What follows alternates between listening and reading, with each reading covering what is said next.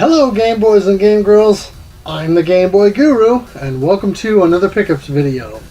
And as has become the norm now, pickups and arrivals. So I was out a few days ago looking just at a couple of the game shops for a couple of specific games, and I stumbled across a couple things I didn't have, so I picked some things up. So, at the first game store that I went to, I ran into definitely a couple of less expensive PlayStation games that I wanted to grab. So one of those is Grudge Warriors, something I've been looking at for a while. It's sort of a car combat type of game. It is analog compatible, which is great, and looks like sort of armored tanks and stuff that you can run around with. So pretty cool. Give that one a try. And then also one I've had my eye on for a long time, and that is The Hive, which looks like kind of a space flight action sim. One thing I find interesting on the back here, it says killer 16-bit graphics. Now, of course, we all know the original PlayStation was a 32-bit system because it had 32-bit CPU, but I'm wondering if the 16-bit graphics was just 16-bit graphics processing. So anyway, I thought that was interesting, but one that I've kind of been wanting for a while, and I found it cheap, so why not? Also grabbed one NES cart while I was there. Finally got a copy of Narc. So that was pretty cool to find, finally. And so glad to add that one to the collection. And scratch that off the old NES list. I stopped off at this one game store's sister store there in the same here in the same community, and picked up a few things. Just pull this out. Got some game guides here, and so I got Tom Clancy's Ghost Recon, Pariah, The Getaway, Splinter Cell Pandora Tomorrow, Blinx The Time Sweeper for Xbox, and Spider-Man 2. So they were having a special on guides, and we're selling them for peanuts. Speaking of peanuts, that is what I paid for the next few items here. I got a box for Donkey Kong Land, so I need to get myself a manual. And I discovered the other day that my Donkey Kong Land cartridge is actually a European region cartridge, so I'm going to have to rectify that and get the US cartridge, since that's what I'm after, is the US set. But cool to find the box, so now I just need to track down a manual to go with it. Also got a few manuals that I didn't have. So I got Yoshi for the Game Boy. I got this Getaway Black Monday A to Z guidebook, which I don't believe came with my copy.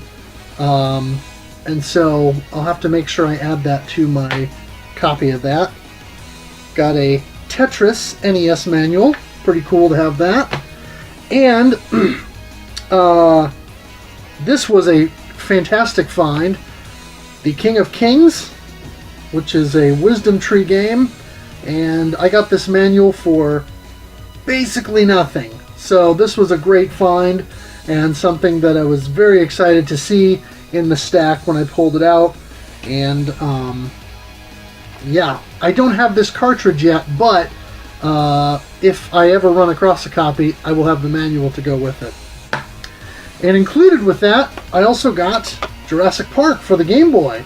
Now I already have Jurassic Park for the Game Boy, but this was a complete in-box copy, and complete in-box copies of Game Boy games are becoming harder to find and also more expensive. But this was cool because it is outside of the plastic shells that you get these carts in. This is complete because it has the cart, the insert, and then also a Nintendo Power advertisement, a little poster deal here. Oh, I guess it's not totally complete, just the consumer info booklet. So I'm missing the manual, but I may already have a Jurassic Park manual. I'll have to double check. But some advertisements for some additional Ocean games on Game Boy and on NES, since Ocean developed this particular Jurassic Park game. So no manual and no hard shell deal there, but like I said, I think I may have the manual. Oh, excuse me, thought I had to sneeze. I thought, pretty sure I've got the manual for this one, and if not, that one should be easy to track down, but cool to have that and have another complete Game Boy game. The same day that I recorded my last pickups video, a few hours later, I got a text from my cousin who had picked up some games for me a few weekends prior, and he was finally in town and came by to drop those off. And so he was out and about and picked up a whole bunch of stuff for me. So first of all, he got me Metroid Prime for the GameCube. And of course, I've got the Metroid Prime trilogy on the Wii, but cool to have the GameCube original. And it is complete, which of course, I typically don't buy disc-based games unless they're complete. Unless I make special exceptions for that. Which I did for a couple of these, because he got me a stack of PSP games as well. So I finally have GTA Chinatown Wars for PSP. This one is complete with both manual and the map, so great to finally have that. Need for Speed Most Wanted 510, complete. NBA 2K10, complete. MX vs. ATV Untamed, complete. GTA Liberty City Stories is not complete, but I may have a manual for that. Vice City Stories is map, but no manual. Maybe that's the one I have the manual for. I'll have to double check. But that's Greatest Hits. Got Madden 09 with no manual. And MTX Moto Tracks, complete. So, fantastic set of games that, it's kind of funny actually, the guy who he bought these from, this was from the personal collection of a guy who runs a pawn shop that I go to frequently, and for those of you who watch my channel have seen past pickups videos, have seen a bunch of the stuff I've bought from this same pawn shop. And so this was actually just a private sale that he did for set up at the local mall or whatever, like a swap meet kind of a deal. So very cool to have those and find those that he did for me. So thank you again, Tyler, for finding those. Speaking of pawn shops, let's see here. First, well, let's do Goodwill first. I stopped by, I had occasion to get by one of the Goodwill locations that I liked to frequent prior to my move, because I was in the area for some Easter celebration, and so I stopped by a Goodwill location, picked up a few games. So for the original PlayStation, I got Driver Greatest Hits. I got Sledstorm, finally scored a copy of that. And NASCAR Heat, which I was not familiar with. Always cool to find new games. Also got IHRA Drag Racing 2. I had the first one, but good to pick that up. Need for Speed Most Wanted Greatest Hits. Flat Out. I've had Flat Out 2 for a while, but good to find the original. Burnout 3 Takedown. Did not have Burnout 3 yet. And Summoner, which is cool because I've had Summoner 2 for a while, so now I've found the first game. And getting to the pawn shop, I stopped by there and picked up a few things. We'll go over that stack. Picked up 2 PS3 games. Got Max Payne 3 and Battlefield Hardline. Got 1 original Xbox game, and that is Chronicles of Narnia, The Lion, the Witch, and the Wardrobe, which is pretty cool. I really like the book and the movie that Disney made. So yeah, check that one out. Got some Xbox 360 games there as well. So I got Guitar Hero 2. Looks like an upgraded version with additional content. Lego Marvel Superheroes. Dead Rising 2. Crysis 3.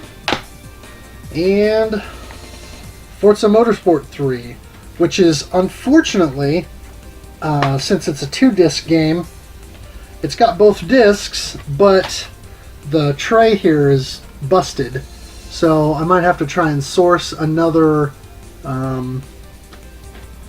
2-disc Xbox 360 package to replace that in, because I don't like that.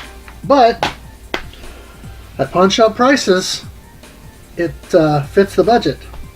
I got in the mail, actually just came today, a cool item from fellow RF Gen member and cool guy Red McKnight. If you're on RF Gen, you'll probably know who he is. If not, go check it out. And also follow him on Twitter at Red McKnight, 2 D's in red. And he hooked me up with a ColecoVision power supply. Now, for those of you familiar with the ColecoVision, at least here in the United States, you might be saying, that's a small power supply for the ColecoVision. And you would be right.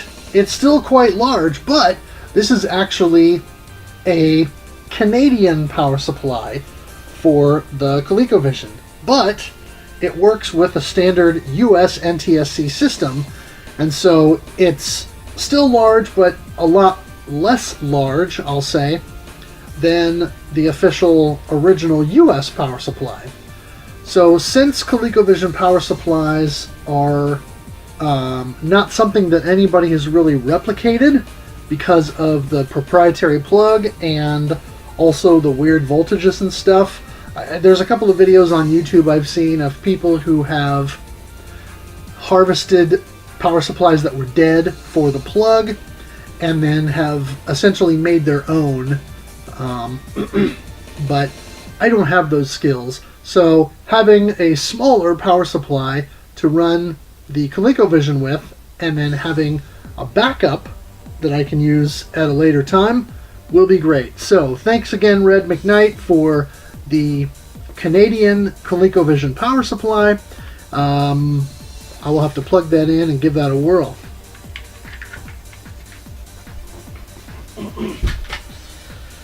And finally, I got a couple of really cool items in the mail that I ordered. Wow, it seems like weeks ago now that I've ordered these, but these are not typical used games like this.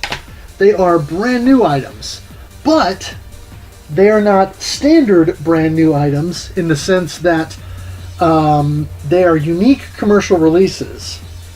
They are actually ROM hacks that have been professionally produced into physical releases. And so what I have here by Flashback Entertainment is Metroid Rogue Dawn for the NES and Hyper Metroid for the Super NES. And as you can see, these are in the plastic. So I'm going to go ahead and do a little bit of a mini unboxing here for you so you can check these out. Rogue Dawn, Metroid Rogue Dawn for the NES, serves as a bit of a prequel, if you will, to the NES original, at least as far as the person who created the ROM hack. That's how they kind of framed it. And that's how it was designed. And so it actually sees you roaming around with Samus in the Zero suit and taking out Metroids elsewhere, apparently. But this is a really quality cardboard box. Let's open this bad boy up here and see if I can get this open without bending it up too much. I always have a problem with these boxes. Here we go. Alright, so let's see what comes inside. Of course, it's got the styrofoam there for the cartridge, just like an original retail NES game. Oh, this is great. This has the cartridge, of course, with a professionally printed label, and it even has the cool sticker on the back with a flashback label. It is a 3-screw configuration like later NES games, and actually has the security bit screws in it, appears, which is pretty sweet. Of course, this is in plastic right now. Has its own custom, I'm assuming custom, or maybe this is just a shell that they found, or a dust protector that they found. But awesome to have that. Of course, here is the manual in its own protective plastic sleeve, which I'll probably return it to once I take it out and show you here. So yeah, Metroid Rogue Dawn. And it is a nicely printed manual, it appears. Pretty good quality, full color, so you can kind of see the information there, how to use the controller and all of that. Pretty cool artwork there in the center, showing some Metroids. Oh, look at that! So then you've got Samus in 3 different configurations there. Dawn, Aran, which is kind of her in a Zero suit type of configuration. Then there's an Enviro suit, and then the Second Run suit. So I'm wondering if this is if Second Run means you have to play through the game twice, similar to Castlevania Symphony of the Night, where you got to do the main castle and then the upside down castle. But pretty cool stuff here. Lots of screenshots in the booklet there. So this looks fantastic. And hats off to Flashback for a really well produced, professional looking package for this. This also comes with, let's see here. Ooh, look at this. Some other goodies. So there's a couple of stickers here. Here's a Mario and Friends sticker. Here's a nice little Samus sticker. That's pretty sweet. This is awesome. Samus Intergalactic Bounty Hunter. It looks like a G.I. Joe deal, like from the back of on the backing of a G.I. Joe figure. It's got the space here for where the figure would be, and of course the little explosion deal in the back. Awesome design on that. And then information on the back, just like you would see with a traditional G.I. Joe collectible. Let's see, this is, oh yes, just like with a lot of companies when they put out games and things, a poster advertising all their games. And so of course a lot of these are ROM hacks that they have put out physical versions of, as well as things like repros. So for example, Holy Diver, which they did a repro of that was never released in the US. The Final Fantasy VII NES demake, New Ghostbusters 2, Rockman 4 Minus Infinity, Metroid Rogue Dawn, of course, Super Mario Bros. 3 Mix, Kid Dracula, Zelda: The Legend of Link, and some other games in here, like here's Hyper Metroid and Zelda: Ancient Stone Tablets, Super Mario Omega, Mega Man and Bass, all kinds of cool stuff there. So kind of cool that they went retro with that and provided this little flyer, just like you would see with a standard game when you bought it off the shelf. Let's see what else is in here. Good grief. All kinds of cool stuff. Join Samus Aran in her fight to save Zebes from the energy-sucking Metroid. Join the Galactic Federation Police. Fantastic poster. That is awesome. That might actually warrant getting a frame and throwing that up on the wall. That's pretty sweet. So that is insert number 2. And now insert number 3. Oh, this is excellent. It is a full fold-out map of the game with a legend and color-coded areas. Looks like a pretty big map. So this will be very helpful in navigating the game. Who knows whether or not the game actually has a map in-game like Super Metroid does, but this is going to be fun to play. So I'm looking forward to that.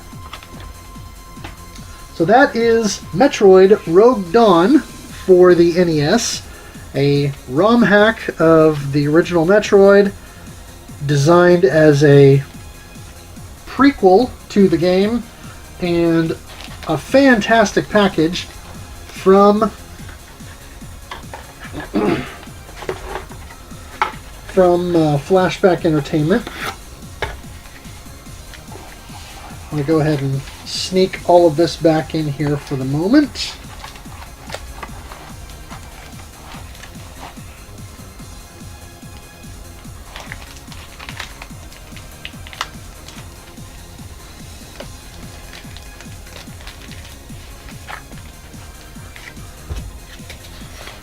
Go ahead and put that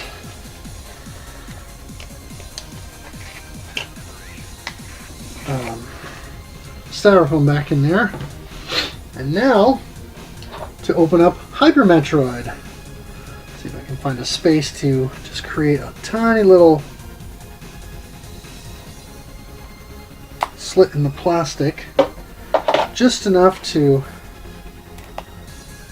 start tearing into this guy. And of course this is a ROM hack of Super Metroid for the Super NES.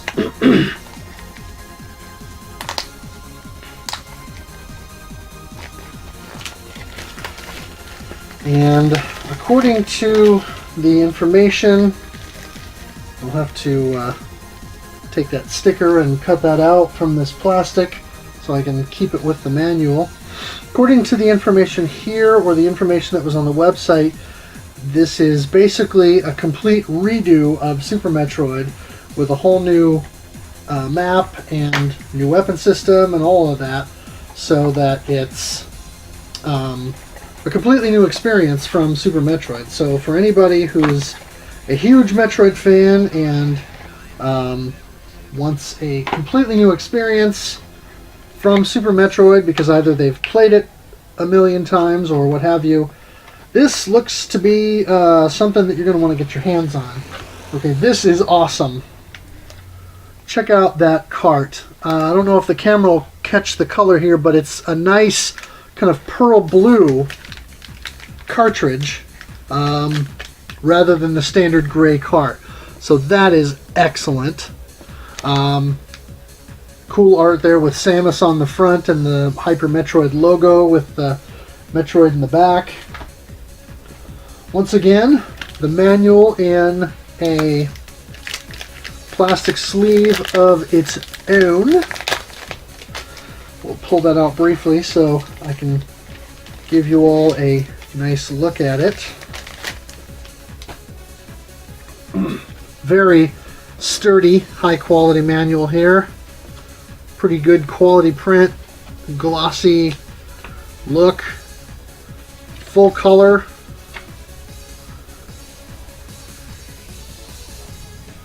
Really nice looking manual here. Lots of good screenshots there. And of course, picture of your Super NES controller. And telling you all the options, screenshots, kind of explaining the game for you here. Lots of cool stuff here in the manual. Oh yeah, this looks fantastic. Of course, accessing the map screen, saving, power-up list, which looks like it's got a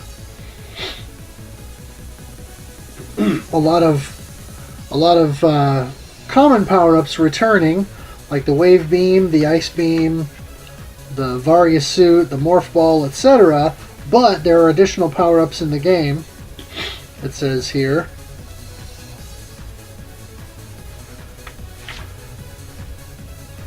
Some really cool stuff. So, again, really nice manual.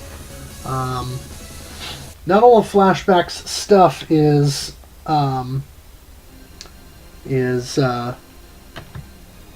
has complete in-box stuff, but I decided to buy these because they were. So here is a Baby Mario and Yoshi sticker. And here is a Live Metroids Inside sticker, like the one that was on the front plastic there. Another Samus collectible card, like the G.I. Joe packaging, just like the one that I got in Rogue Dawn. Really cool stuff. And of course, once again, we have the full game map. So really looks like a really big area. So this has got several common areas within the game: Brinstar, Norfair, Criteria, etc. The wrecked ship, such as in Super Metroid. But again, this is all new places, or all new layout and everything. So that's the map. And here we go. Same poster in this package with Save Zeebs. So yeah, I might have to take one of these and actually frame it and put it on the wall. And once again, the same flyer with advertisements for other games that they are offering, repro and ROM hacks. So very cool stuff here. Like I said, from Flashback Games or Flashback Entertainment. I think it's just flashbackentertainment.com. I bought these just for myself because I thought they looked cool. So, you know, they didn't provide these to me. I just saw them on the website and thought, that looks like fun, so I decided to buy them.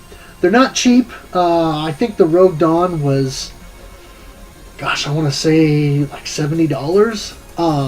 But again, it's a full package with box, full color manual, the stickers, the posters, the cartridge with the dust sleeve, and everything. So when you consider the cost to produce something like this in 2018, a full package like this, good high quality boxes and everything else, I'd say it's a pretty good value, considering that boxed NES games that are official go for usually a lot more in this kind of condition, especially for something like Metroid. So this is just a neat item that I wanted to have on my shelf and also to play, because I thought they looked like fun. So yeah, that's all I've got. I wanted to show those off because I thought they might be a fun item for everybody, and I know there's a couple of Metroid fans out there who watch the channel that might be drooling on their keyboards right now. But anyway, what do you guys think about the stuff I've got here? Any of you curious now to check out Flashback Entertainment and go have a peek at their repros and ROM hack stuff? Let me know in the comments below. Make sure you follow me on Twitter at GameBoyGuru. I'll have a link in the description below to my blog where you can check out my Game Boy game reviews. That is GameBoyGuru.blogspot.com. Also make sure you check out Nira and his channel. He provided the Super Mario Land overworld music that I use as the intro for all my videos. So make sure you check out his channel because he's got a bunch of other great chiptune and game music covers as well. As always, thanks for watching, thanks for playing, and game on.